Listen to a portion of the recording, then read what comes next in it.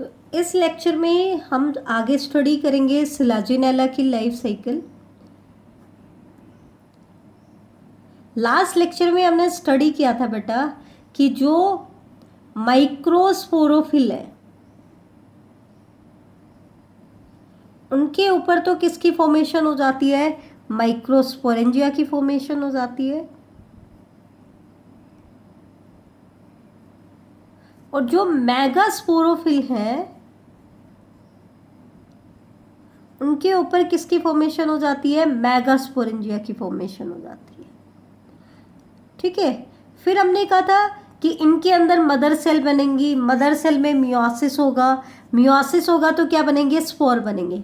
तो माइक्रोस्पोरेंजिया के अंदर माइक्रोस्पोर्स की फॉर्मेशन होगी और मेगास्पोरेंजिया में मेगास्पोर्स की फॉर्मेशन होगी। माइक्रोस्पोर्स मैनी नंबर में प्रोड्यूस होंगे और मेगास्पोर्स 4 नंबर में आपके प्रोड्यूस होते हैं। तो ये चीज़ आपको ध्यान रखनी है। अब क्या होगा आगे ये आपको देखना है, तो वो देखिए। अब क्या होता है बेटा कि ये जो माइक्रोस्पोर्स हैं, यहाँ से एक चीज़ और ध्यान रखना, ये क्या शो करता है, प्रीकॉशियस ग्रोथ शो करते हैं। ठीक है, प्रीकॉशियस का मतलब क्या होता है, नॉर्मली तो अब तक क्या होता आया था, जैसे ही स्पोर बनते थे वो डिस्पर्स हो जाते थे, तो उनकी जो फर्दर डेवलपमेंट होती थी वो आफ्टर डिस्पर्सल स्टार्ट होती थी। लेकिन इनके केस में क्या है, डिस्पर्स बाद में होते हैं, उससे पहले ही within the plant body इनके अंदर डेवलपमेंट स्टार्ट हो जाती है। तो they show precocious growth, pre मतलब पहले ही, डिस्पर्स होने से पहले ही ग्रोथ स्टार्ट हो जाती है, because they start germinating with 13 celled in microsporangia and shedded at 13 celled stage. मतलब इनमें जब वो डिस्पर्स होते हैं ना बेटा, तब तक तो उनमें 13 सेल स्टेज आ चुकी होती है, जबकि इनिशियली जब वो बनते हैं तो वो कैसे होते हैं, सिंगल सेल्ड होते हैं। लेकिन जब वो डिस्पर्स होते हैं तब तक उनमें मतलब इनके स्पोरेंजिया से रिलीज होंगे तब तक तो वो 13 सेल्ड के हो चुके होंगे। दैट मीन्स इनमें डिवीजन तो इसी की प्लांट बॉडी के अंदर रहते रहते स्टार्ट हो गया। इन्होंने जर्मिनेट करना with in the microsporangia start कर दिया, इसलिए इनको हम क्या कहते हैं, प्रीकॉशियस ग्रोथ शो करते हैं। और क्योंकि स्पोर जब जर्मिनेट होते हैं तो ये क्या बनाते हैं, मेल गैमेटोफाइट बनाते हैं। क्या बनाते हैं, मेल गैमेटोफाइट। ठीक है, तो इनमें जो मेल गैमेटोफाइट की फॉर्मेशन होगी वो माइक्रोस्पोर की आउटर वॉल के विद इन होगी, और उसकी आउटर वॉल को हम क्या कह रहे हैं, एक्साइन कह रहे हैं। क्या कह रहे हैं, एक्साइन। तो male gametophyte develop with in microspore exine, क्योंकि प्रीकॉशियस जर्मिनेशन शो कर रहे हैं। अब ये 13 सेल कौन कौन सी होती है वो हम बात कर लेते हैं। तो एक तो होती है प्रोथैलियल सेल, एक सिंगल प्रोथैलियल सेल होती है, 8 होती है बेटा जैकेट सेल, और 4 होती है प्राइमरी एंड्रोगोनियल सेल। अब ये जो प्राइमरी एंड्रोगोनियल सेल्स हैं ये हमें पता है ये क्या बनाएंगी, एंड्रोस्पोर्स बनाएंगी। ठीक है, कहने की बात है। तो हमारे पास प्राइमरी एंड्रोगोनियल सेल्स कितनी है, 4 है।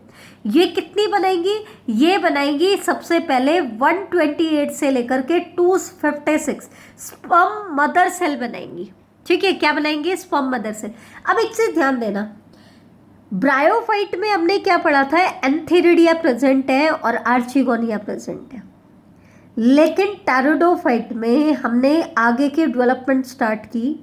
ठीक है, तो टेरिडोफाइट में एंथेरिडिया क्या होता है, एब्सेंट होता है। तो इनके केस में भी एंथेरिडिया क्या है, एब्सेंट है। एंथेरिडिया की फॉर्मेशन नहीं होगी, हालांकि आर्चिगोनिया बनेगा, इनमें आर्चिगोनिया बनता है। आर्चिगोनिया का लास्ट ग्रुप है टेरिडोफाइट और एंथेरिडिया का लास्ट ग्रुप था ब्रायोफाइट। ये चीज ध्यान रखना, एंथेरिडिया और आर्चिगोनिया, ठीक है, दोनों एब्सेंट होते हैं किनके केस में, जिम्नोस्पर्म और एंजियोस्पर्म में। जिम्नोस्पर्म और एंजियोस्पर्म में ना तो हमें एंथेरिडिया देखने को मिलता है ना ही आर्चिगोनिया। इनमें एंथेरिडिया एब्सेंट होता है लेकिन आर्चिगोनिया होता है। ठीक है, तो ये चीज़ ध्यान रखना। इनके केस में क्या होता है, ये जो स्पर्म मदर सेल्स बनी है ये आगे जाकर के किस में मॉडिफाई हो जाएंगी, मेल गैमेट्स में। और इनके केस में जो मेल गैमेट्स बनते हैं, ये हम पहले भी पढ़ा है, सिलाजिनेला के मेल गैमेट की जो स्ट्रक्चर है और फ्लैजिला का नंबर है, ये बहुत इंपॉर्टेंट है। इनके जो मेल गैमीट होते हैं वो स्लाइटली कर्व्ड होते हैं और बाई फ्लैजिलेटेड होते हैं, जबकि नॉर्मली टेरिडोफाइट में कैसे होते हैं, मल्टी फ्लैजिलेटेड होते हैं। ध्यान रखना है, इनमें कैसे होते हैं, slightly curved and by flagellated. कैसे होते हैं, slightly curved and by flagellated. तो हमने क्या देखा बेटा, माइक्रोस्पोर जो है वो प्रीकॉशियस ग्रोथ शो करता है और 13th सेल्थ स्टेज तक with in the microsporangia develop होता है। तो वो किससे कवर्ड होता है, इनिशियली मेल गैमेटोफाइट। भाई 13 सेल स्टेज बन गई तो इसका मतलब इनिशियल मेल गैमेटोफाइट बन चुका है, हालांकि मेच्योर नहीं हुआ है लेकिन इनिशियल तो बन ही चुका है। तो वो किससे कवर्ड है, माइक्रोस्पोर की वॉल से, और वो कौन सी है, एक्साइन। ठीक है, तो ये 13 सेल कौन कौन सी हमने बताई, एक तो बताई फर्स्ट, एक तो है प्रोथेलियल सेल, 8 सेल होंगी जैकेट के अंदर और 4 सेल होंगी प्राइमरी एंड्रोगोनियल सेल, ये बनाएंगे स्पर्म मदर सेल। फिर स्पर्म मदर सेल से आपके क्या बन जाएंगे, स्पर्म बन जाएंगे, मतलब मेल गैमेट्स बन जाएंगे। वो कैसे होंगे, स्लाइटली कर्व्ड एंड बाइफ्लैजिलेटेड। तो ये आपके मेल गैमेट बन करके तैयार हो गए। अब हम बात करते हैं मेगास्पोर क्या करते हैं, उनके केस में हम डिस्कस करते हैं कि उनमें क्या क्या चेंजेस होंगे। तो इनके जो मेगास्पोर होते हैं they also show precocious growth, वो भी मेल की तरह क्या शो करते हैं बेटा, प्रीकॉशियस ग्रोथ शो करते हैं। मतलब इनमें जब डेवलपमेंट स्टार्ट होती है तो ये विद इन द मेगास्पोरेंजिया ही होते हैं। कहाँ होते हैं, विद इन मेगास्पोरेंजिया। ठीक है, तो देज when it start developing a multi cellular female gametophyte, तो ये क्या करते हैं, विद इन द मेगास्पोरेंजिया होते हैं, इसलिए इनकी ग्रोथ को भी हम क्या कहते हैं, आपकी प्रीकॉशियस ग्रोथ कहते हैं। अब स्पोर जब डेवलपमेंट करेगा तो क्या बनाएगा, गैमेटोफाइट बनाएगा। अब इनके फीमेल गैमेटोफाइट में आपको 2 तरह की स्ट्रक्चर देखने को मिलेंगी। जो एपिकल एंड की तरफ जो सेल होंगी, जो कुशन लाइक होंगी, वो यूनिन्यूक्लिएटेड सेल्स होती हैं, वो तो आगे जाकर के क्या बनाएंगी, आर्चिगोनिया।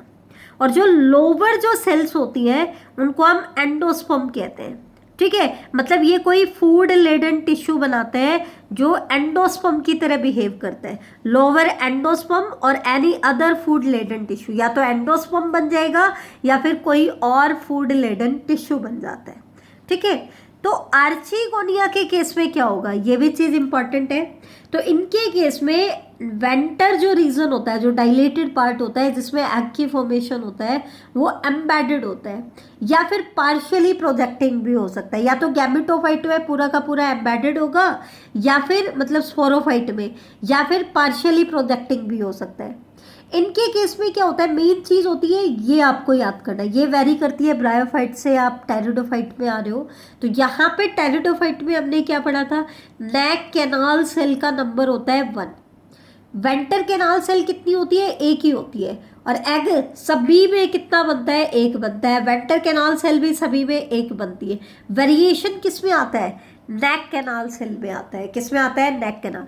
तो यहाँ पे आपका मेल गैमेट बन चुका है, यहाँ पे आपका फीमेल गैमेट बन चुका है। दैट मीन्स अब क्या होना है, फर्टिलाइजेशन होना है। तो वो देखें वो कैसे। अब फर्टिलाइजेशन कैसे होगा, फर्टिलाइजेशन की टाइप होती है जूडियोगैमस। जूडियोगैमस मतलब मेल गैमेट मोटाइल है और वो खुद मूवमेंट करके आएंगे और एग के साथ फ्यूज होंगे, इनको पॉलन ट्यूब की कोई ज़रूरत नहीं है। तो इनमें जूडियोगैमी होती है। जब मेल गैमेट फीमेल गैमेट के साथ फर्टिलाइज हो जाएगा तो क्या हो जाएगा, जाइगोट बन जाएगा, डिप्लॉयड स्ट्रक्चर आपकी बन जाएगी। और डिप्लॉयड स्ट्रक्चर बनते ही स्पोरोफिटिक फेज स्टार्ट हो जाता है। ठीक है, जाइगोट फिर क्या शो करेगा, एम्ब्रियो डेवलपमेंट शो करेगा। ठीक है, इनके केस में एम्ब्रियो की जो डेवलपमेंट होती है ना बेटा, वो कैसी होती है, एंडोस्पोरिक। एंडोस्पोरिक मतलब जैसे ये एंडोस्पर्म है, ये आपका एम्ब्रियो है, तो ये मान लो एम्ब्रियो है, तो ये एक सस्पेंसर होता है, एक स्टॉक लाइक स्ट्रक्चर होती है। ठीक है, तो ये सस्पेंसर क्या करती है बेटा, सस्पेंसर ऊपर की तरफ होती है, ये आपका एम्ब्रियो है, ये वाला एम्ब्रियो है। ये क्या करती है, एम्ब्रियो को एंडोस्पर्म में पुश करती है। एम्ब्रियो को क्या करती है, एंडोस्पर्म के अंदर पुश करती है। क्यों पुश करती है, क्योंकि एंडोस्पर्म जो होता है वो फूड लेडन टिश्यू है और डेवलपिंग एम्ब्रियो को नरिशमेंट चाहिए, तो वो उसके कांटेक्ट में आ सके ताकि उसको नरिशमेंट मिल सके, इसलिए सस्पेंसर जो है वो क्या करता रहता है, उसको पुश करता रहता है। सस्पेंसर कैसे स्ट्रक्चर होती है, देखो मैं आपको बता देती हूँ। एक तो ये बड़ी सेल होती है जिसको हम होस्टोरिया कहते हैं, फिर ये बाकी की कुछ सेल्स होती हैं, इनको हम सस्पेंसर सेल कहते हैं, और नीचे होता है आपका एम्ब्रियो। ठीक है, तो ये एम्ब्रियो को क्या करेगा, पुश करेगा। ये एंजियोस्पर्म के केस में हम बनाते हैं, वहाँ पे हम बना के भी दिखाएंगे। तो सस्पेंसर क्या करता है, एम्ब्रियो को फूड लेडन टिश्यू की तरफ पुश करता है ताकि एम्ब्रियो क्या कर सके, अपने फुट की हेल्प से फूड को एब्जॉर्ब कर सके। और फूड उसको क्यों चाहिए, एम्ब्रियो को अपने डेवलपमेंट के लिए चाहिए। तो अगर फूड मिलेगा तो एम्ब्रियो क्या करेगा, ग्रोथ करेगा। और जब एम्ब्रियो ग्रोथ करेगा तो अभी तक तो बेटा ध्यान देना, ये प्रिकर्सर ऑफ सीड हैबिट हमने बताया था। सिलाजिनेला क्या शो करता है, प्रिकर्सर ऑफ सीड हैबिट। इसमें एम्ब्रियो की development with in the archegonia start हो जाती है। जाइगोट से एम्ब्रियो की development with in the archegonia start हो जाता है। और इनिशियली जब एम्ब्रियो ग्रो करता है तो नंबर ऑफ सेल्स बढ़ेंगी तो साइज बढ़ेगा, तो उसको अकोमोडेट करने के लिए वेंटर भी ग्रो करता है। ठीक है, तो जब फर्दर डेवलपमेंट होगी तब क्या होगा, बाद में अकोमोडेट नहीं कर पाता है, पूरी सीड हैबिट नहीं आई है, सिर्फ प्रिकर्सर दिखाई दे रहा है। ठीक है, तो इनिशियली एम्ब्रियो की डेवलपमेंट उसी के अंदर स्टार्ट हो जाती है, लेकिन बाद में क्या होता है, वो फीमेल गैमेटोफाइट से बाहर आ जाता है और किस में मॉडिफाई हो जाता है, स्पोरोफाइट में मॉडिफाई हो जाता है। तो हम कहते हैं selaginella show close approach to seed habit. क्या शो करता है, क्लोज अप्रोच शो करता है, किसके, सीड हैबिट के। डिस्कस कर लेते हैं कि ऐसे कौन कौन से इवेंट हुए सिलाजिनेला में जो हमें हिंट देते हैं कि सिलाजिनेला जो है वो सीड हैबिट का प्रिकर्सर है। ठीक है, तो देखो, Selaginella show trait which resemble the characteristic essential for formation of seed. Selaginella कुछ ऐसे ट्रेट, मतलब ऐसे कैरेक्टर्स को शो करता है जो किससे रिजेंबल करते हैं, कि जिनमें सीड की फॉर्मेशन होती है उनके कैरेक्टर से रिजेंबल करते हैं। जैसे कि एक तो सिलाजिनेला हेट्रोस्पोरी शो करता है, 2 टाइप के स्पोर बनाता है, जबकि ज़्यादातर टेरिडोफाइट्स जो होते हैं वो होमोस्पोरस होते हैं। ठीक है, अब हेट्रोस्पोरी 2 टाइप के स्पोर बना रहे हैं, तो जब वो स्पोर जर्मिनेट होंगे तो वो गैमेटोफाइट भी कितने टाइप के बनाएंगे, 2 टाइप के, एक तो मेल गैमेटोफाइट और एक फीमेल गैमेटोफाइट। ये भी क्या है, प्रिकर्सर ऑफ सीड हैबिट। दूसरा क्या है, गैमेटोफाइट जो है वो न्यूट्रिशनली डिपेंडेंट है किसके ऊपर, पेरेंट स्पोरोफाइट पे। ठीक है, ये भी किसके केस में आता है, उन्हीं के केस में आता है कि गैमेटोफाइट जो होगा वो न्यूट्रिशनली डिपेंडेंट होता है किसके ऊपर, पेरेंट स्पोरोफाइट पे। इनका जो गैमेटोफाइट होता है ना, वो भी कैसे डेवलपमेंट शो करता है, प्रीकॉशियस डेवलपमेंट, एंडोस्पोरिक डेवलपमेंट भी शो करता है। ठीक है, तीसरा क्या है, नेक्स्ट पॉइंट क्या है जो इंपॉर्टेंट है, हमने क्या कहा कि इनके केस में 4 मेगास्पोर की फॉर्मेशन होती है, लेकिन इन 4 मेगास्पोर में से सिर्फ 1 मेगास्पोर फंक्शनल होता है।